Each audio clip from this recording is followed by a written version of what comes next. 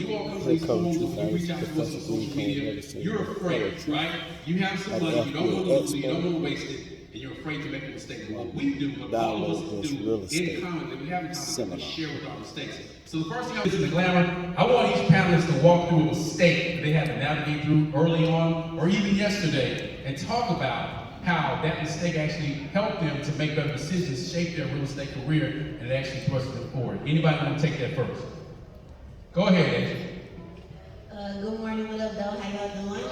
My mistake.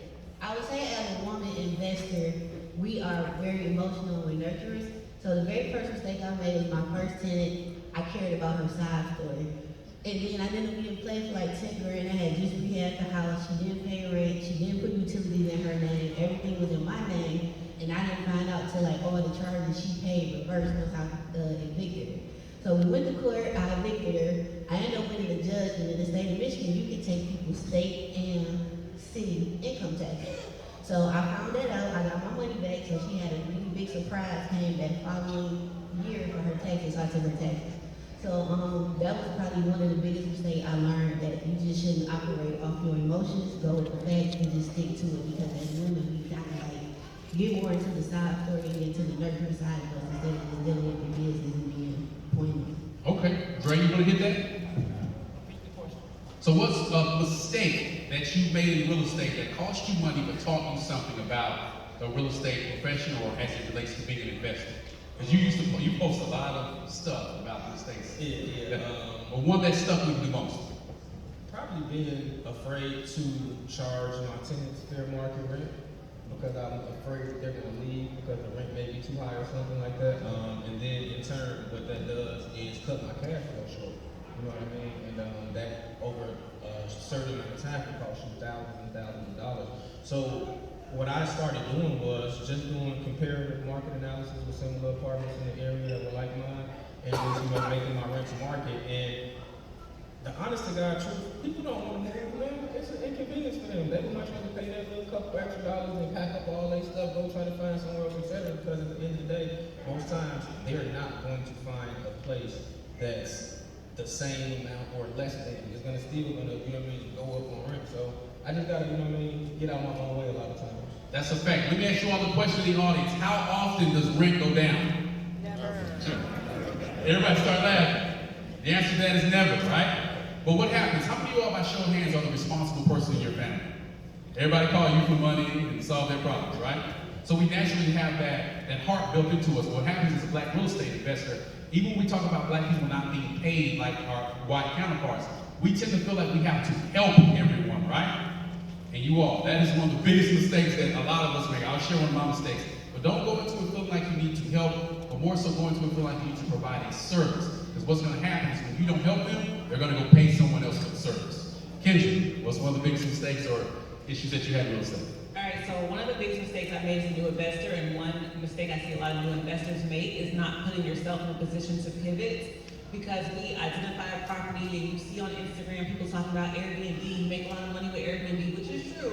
There's a lot of money in short-term rentals. But what happens if you see a property, you purchase it with the intent to do Airbnb, and then your city changes some laws and regulations on Airbnb, you can't do it anymore.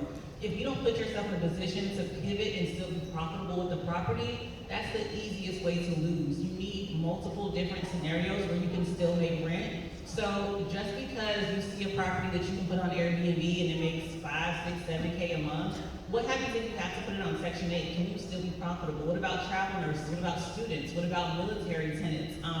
And so I want to encourage you guys, as you're getting into real estate, to constantly think about putting yourself in a position to pivot and still be profitable. But know this, like, every rental strategy is not going to make the same amount of money. Airbnb will make more than Section 8 in some cases, and vice versa, depending on your city. But the bottom line is, can you meet your money goal with that property no matter what, right?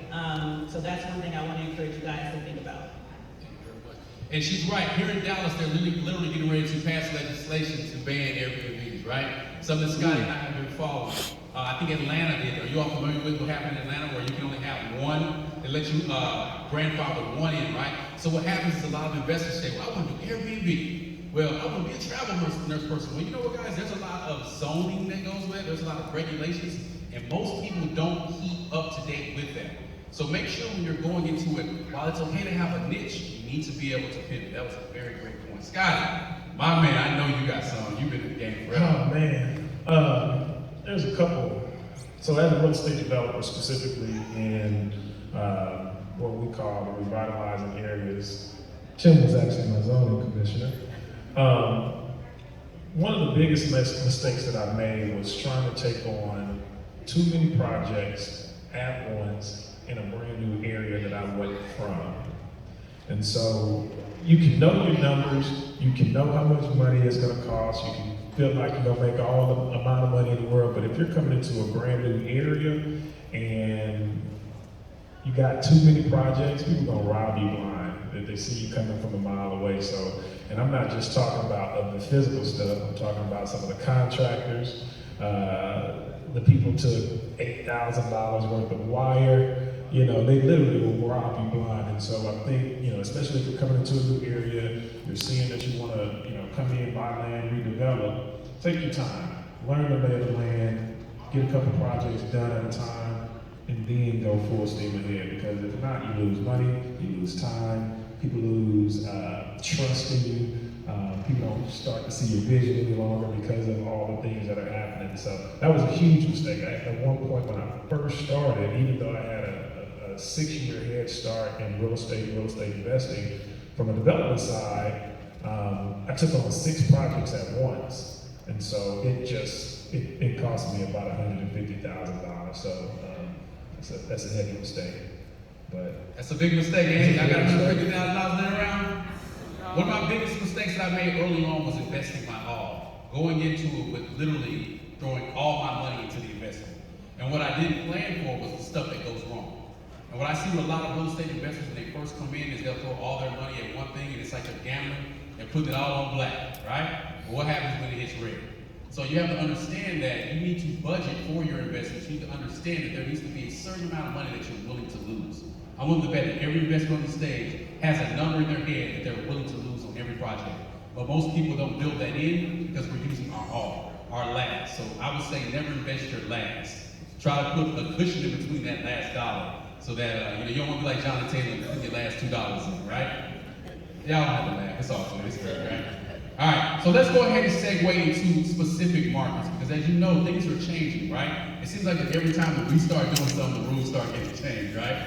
You want me to say it again? It seems like every time, right? But I want to talk about specifically your market. So I want to go down the road and just talk about what are some things within your market, specifically Chicago, Detroit, where you all are here in Dallas and San Antonio, that a lot of people don't understand that they can utilize so that they can leverage that market to start building wealth. Go ahead.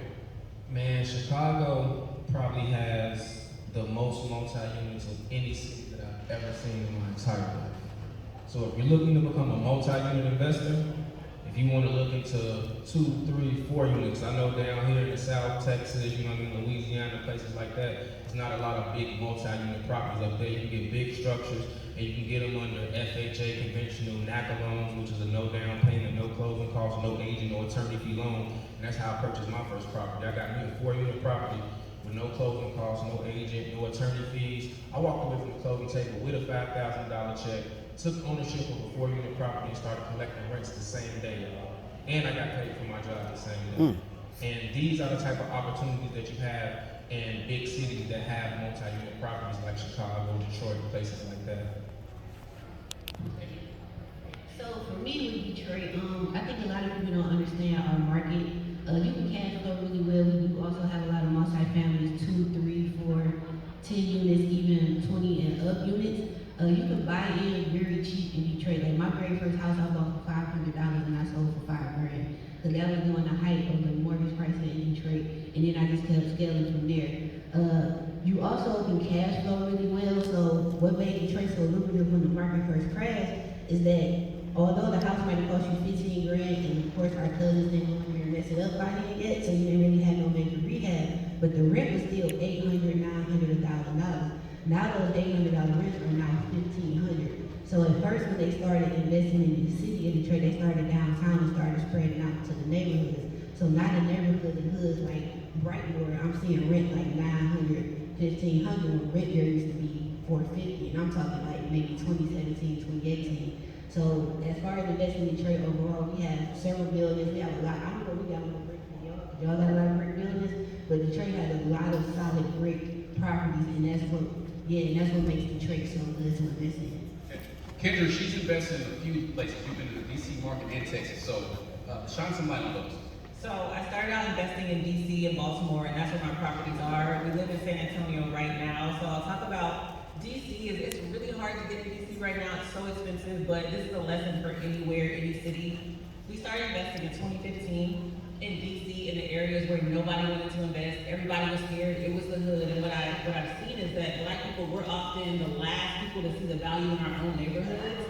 People were literally like, why would you buy there? Those same neighborhoods are the most sought after neighborhoods in DC right now. And so I want to encourage you, those houses and those blocks that look real sketchy or whatever, like invest because someone else already sees the value in it, and it's usually not us. We're the last ones. And then we're wondering why. Is there a Starbucks? Is there a Whole Foods? Why is grandma getting pushed out? Because we didn't see the value. So in San Antonio, where I'm at now, one of the things I'll say too is, like, a lot of the cities where you see military bases, San Antonio has 3 military bases. I feel like as an investor, you almost can't go wrong investing in a city where there is a military installation because you have a really good base of renters. And so if you live in an area where you can't afford to invest right now, it's too expensive, think about where you're from or where you have friends or family. If there's a military town you can invest in. So overall, just see the value in our neighborhoods. Think about investing in military towns, and you guys have what it takes to get started from the ground up. Like I think all of us here, we were not born into wealth. I don't know, was anyone on the panel born into a wealthy family? We all came from humble beginnings, and we've been able to build like from the ground up, one step at a time. And I know you guys can do it too. Scotty, you want to take that? Yeah, actually, this is exactly what I was going to say. Most of the time, when investors are getting into the game, they're not looking at, let's just put it out there, they're not looking at the Black communities because they're not seeing our value or seeing the value in the land that is there. When I originally started buying in South Dallas, I was buying lots for $100, $1,000. And that was just 6 or 7 years ago. Now those same lots are going for $65, $75, even $100,000. That's just the land. And so where people are running from, looking at the population growth, if it's a negative growth in that area, I'll start buying. Warren Buffett said, if everybody's selling, then I'm buying, right? And so do those things because what goes up must come down, what goes down must come up. And so, same as Kendra, people were asking me why was I building in South Dallas? Why was I trying to sell South Dallas? And it's because, there's nowhere else I can go and spend what I would spend, on a weekend out on some dirt. And so, take a look at that. If they're tearing down homes, if there's demolitions from the city left and right, buy those properties off the demolition list. Sometimes you can get them for a couple $100. And then I also recommend if the city has any type of incentive program for that particular area, buy in that area. So. Go ahead, you can back.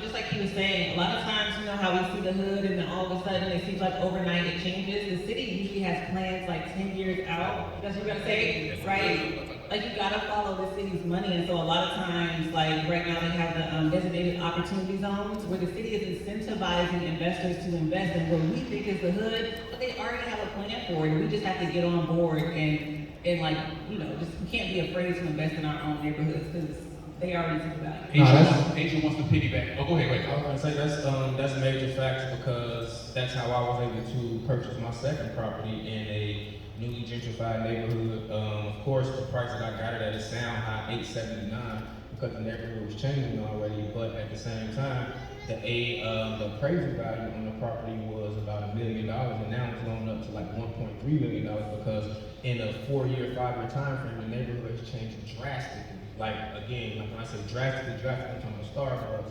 Targets, Chick-fil-A. When you start seeing these places coming up in your neighborhoods, that's when it's too late. Like, you know what I mean? You should have been looking in the city records and like the zoning and all of that thing to see what's coming 5 or 10 years earlier. So that's a real cheat code for you guys. If you want to know the best neighborhoods to buy in, look in the city records. Go to the inspectors, go to the zoning commission and talk to them and see what's coming in a particular neighborhood that you're looking at down the line, because they sign contracts for these things, like you said, 10 years prior to building them. Home Depots, Lowe's. When you start seeing those places coming up, that means they're gonna start building in those neighborhoods, and you need to jump on it right then and right there and don't wait. I'm gonna let you hop in. I'm gonna finish that. Guys, if you go to Home Depot's and Lowe's website, you can sign up for their investor calls. Those are free. Anybody can get on. Wherever you see them building a Home Depot or Lowe's, that's where everything is gonna go through, because that's where the supplies will keep. That's a play. Somebody's gonna catch it, somebody's not. It's really simple and it's free to do that. Asia, you want to touch on that zoning, and I'll finish on it? Yeah, so I used to be a highway engineer, and before I got into real estate, the first thing I started noticing was bike lanes. So I'm from Detroit. Y'all ain't never cared about my black belt on no bike when I was a kid, or my cousins, nothing. So when I started seeing these bike lanes, I'm like, why y'all put bike lanes over here on Finkel and Retirement? Like, this is the hood of the hood. So the next thing they started having us do was put a handicap ramp. You never cared about my cousin Earl and how he got up and down this, sidewalk growing up. Why we putting handicap ramps over here? The next thing we started doing was the sewers. The sewer system is very important because when it rains, the water has to drain off somewhere. This street been flooding, and all of a sudden it's flooding. The next thing you can start noticing, they gonna start just tearing down houses randomly. It ain't gonna be one or two, it's gonna be like a whole neighborhood just gonna be gone and just gonna be land. If you start seeing that, start buying, I don't care if I don't bought houses where the roof is sitting on the sidewalk. I don't care. I'm a contractor, I'm a builder, so I can fix it. I'm gonna tear it down, and I'm gonna just sit on my land and wait. So that's like amazing. Like, if you see bike lanes, just start buying. I'm going to piggyback on something that Scotty said, and we're going to segue to the next topic. If you want to touch it when I finish, you can. Scotty and I wrote our books about 7 or 8 years ago, around the same time when I met him. And Scotty was buying in South Dallas. Now, I'm from here. My wife is from South Dallas. I'm from Pleasant Road. They touch each other. That's the district that I actually serve as the zoning commission. Everyone thought Scotty was crazy. Everyone thought Scotty was crazy. But we saw the bike lanes. We saw the hospital annex being built. We saw the light rail being extended. Like, I've never in my life seen a bike lane in South Dallas. Then I started seeing people jogging with their Labradors. In South Dallas. Right. So literally we went on a campaign. The city of Dallas, along with the state of Texas, had a campaign called Operation Knockdown. And what that was is if you owned an old piece of property, they would tear it down for free. They were selling plots of land for $5,000. Scotty seemed like he was the only person buying it. They thought he was crazy. They thought we were crazy for buying in South Dallas. Those same people are calling us now asking us, you got any people selling in South Dallas? It's too late. But then what happens is we say it's gentrification. And there is a component to gentrification, you all, but these plans have been made for years. Years. At minimum 3 to 4 years they're making these plans. We got to start showing up to those meetings and representing them. And also we got to stop selling off the properties that we do have. Scott, do you want to piggyback on that? Yeah, so in panel discussions, I like to make certain that people leave with something, an actionable item. And one of the actionable items is whatever city you're in, whatever city you drove here or flew here from, I want you to go home, hop online, get on Google, input your city, then land bank program. A lot of times the land bank program in that city has land in those areas where they're putting the bike lanes and the handicap accessible, the ADA sidewalks and the new police stations and the new parks and all that stuff. That's where they're selling a lot of the land because they have a mandate. Once it's foreclosed for tax purposes, because Granny and them didn't pay the taxes and somebody passed on and didn't do what they didn't do, the city and the county will foreclose on that property. And so they have a federal mandate that says that they have to sell that at a specific price. So check out your city's land bank program and buy some of that land. I mean, there were hundreds, I'm talking about 500-600 lots on the land bank program in Dallas about 7 years ago. I checked it last week, there's 2. There's 2 left. And so not all the people who bought those properties from the land bank look like us. Matter of fact, there's only 3 or 4 developers that I know from the list that are actually black people. And so I encourage you, even if you're not a developer, even if you're not an investor, take some time, go to the land bank, and buy what you can from there. Kentucky? Kentucky. Talk to me about Kentucky. You all, we're here to give you information. This isn't a leave and feel good about yourself. This is a leave and execute. Talk about Kentucky. Hey, listen. Let me adjust. Kentucky is one of those. Kentucky is one of those areas where their land bank program is phenomenal, and they're so easy to work with. Those lots are going for $1. They have 3 different programs. They have the $1 lot program, they have a $100 program, and then they have a what's called the demo list program. And so these homes are about anywhere between $1,000 and $5,000. They will let you buy those from them. They will give you 18 months to fix, develop, or demo that property. And I'm talking about it's down the street from where they do the Kentucky Derby, like Churchill down there. It's a play, y'all. It is a play. Do it or not, you know. It's really one of those things where you can't miss this opportunity, and I've been telling a lot of people about it simply because it's easy. In the city of Dallas, you have to have built one property, or your builder has to be somebody who's built a property in the area. So it's a little difficult for a lot of people to get into it. This land bank program is not like that. It's very simple. It's $1. You fill out this 2-page application, do a Zoom call with the city person that's over it, and then let you buy as many properties as you can handle. So, and it's $1. So there's about 150 people in here. Y'all get together and pull some money together and buy them all. So that's my suggestion, y'all. All right, so I want to segue to my next question. We talked about their mistakes. Now I want to talk about dealing with investors. First-time investors.